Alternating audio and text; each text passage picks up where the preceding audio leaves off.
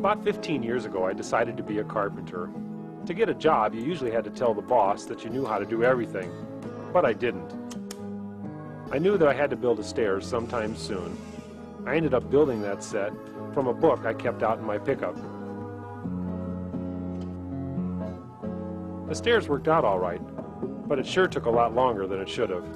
Since then, I've built a lot of stairs, and I've learned a little bit more on each one of them.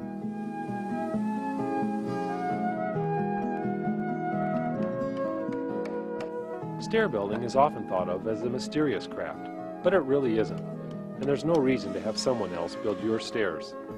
I hope this tape and the book I've written help you out.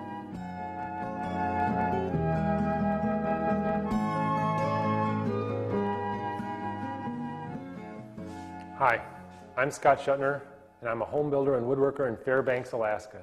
And in this tape and book, I want to show you some techniques for building basic stairways. I'm in a friend's shop where I built some mock-ups of interior partition walls. I've used standard construction techniques such as 2x4 pre-cuts, double top plates, and I framed the stairwell with 2x10 floor joists and used 3/4 plywood for the subfloor. Our first stairway will be a straight run. It'll begin down here, ascend up this wall here like this, and butt into that header up there.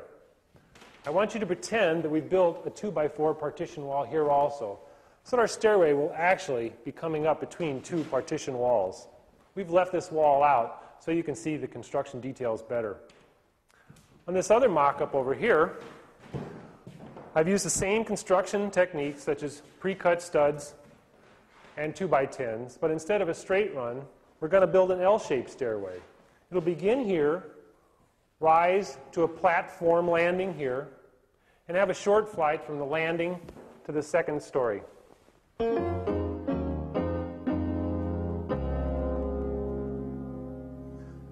This is a model of our first stairway, and it's a straight run, as I said before.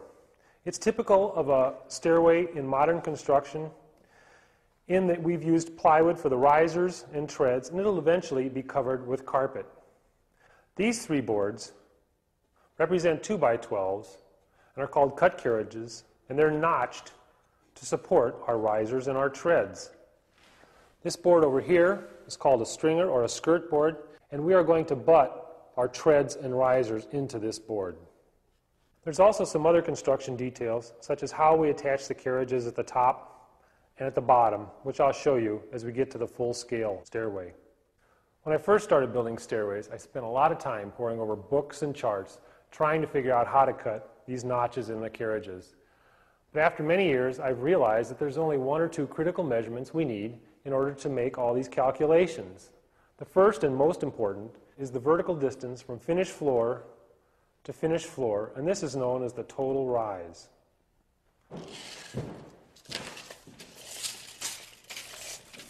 Our total rise measurement is 107.5 inches.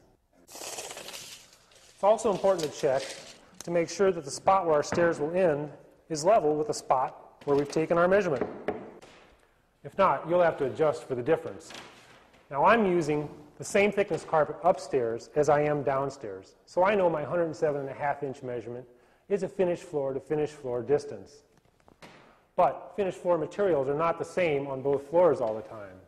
For example, say we use 3/4 inch flooring upstairs, and this was a concrete slab downstairs.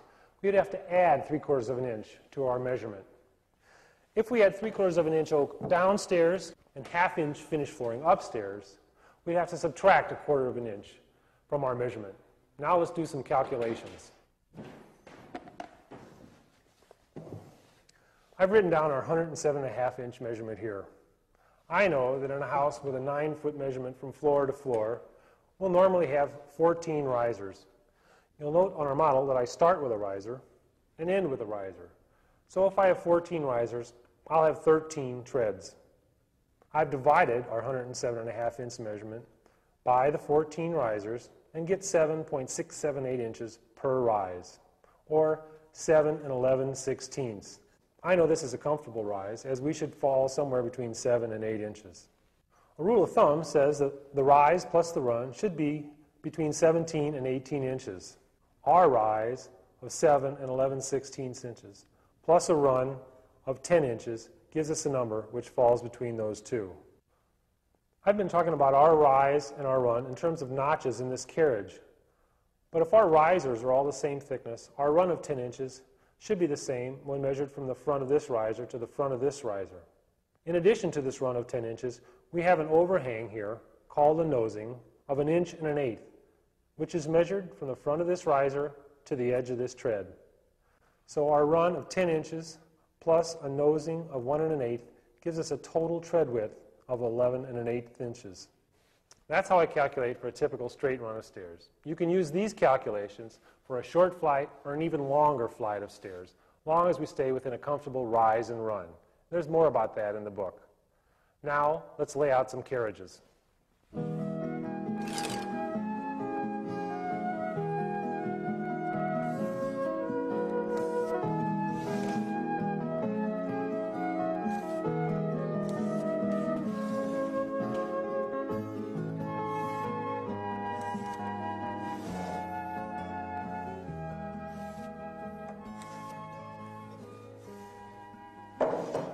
Finally, I get to use a real piece of wood. I've chosen a nice straight 2x12 that's relatively free of knots. This is a piece of Doug fir, which is one of the strongest framing lumbers we have available locally. Another reason for using a 2x12 is so that I can keep at least 3.5 inches between the point of our notch and the edge of our board. I've set these stair buttons for our calculated rise and run. These stair buttons are great because they'll keep all the triangles the same as I move down the board. If you don't have a set of stair buttons, you can use a 1x4 clamped to the back of your framing square, and that'll work just as well. Since our framing lumber has rounded edges, it's important that these lines intersect the correct point on our framing square, because even a 32nd of an inch error in each notch could equal a 1/2 inch error in the overall length. Now I'll lay out the rest of my notches.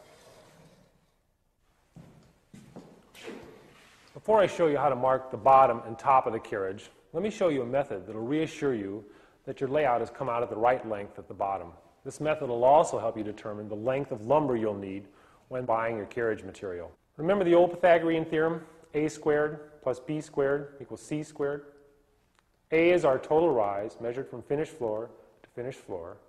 B is the total run. That's just the sum of our individual runs of our treads.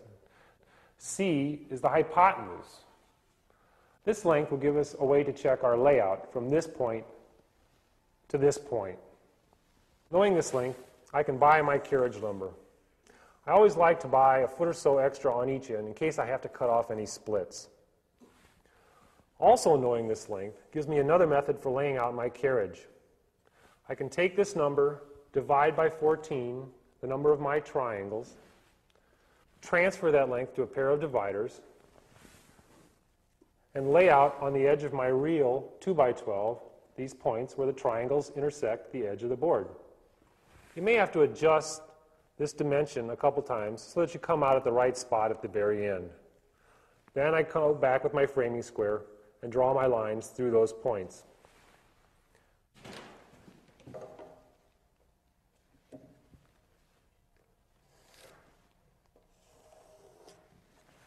This is the top of my carriage, and I've just drawn in the line that represents the finished floor, and the line that represents where the carriage will butt into the header.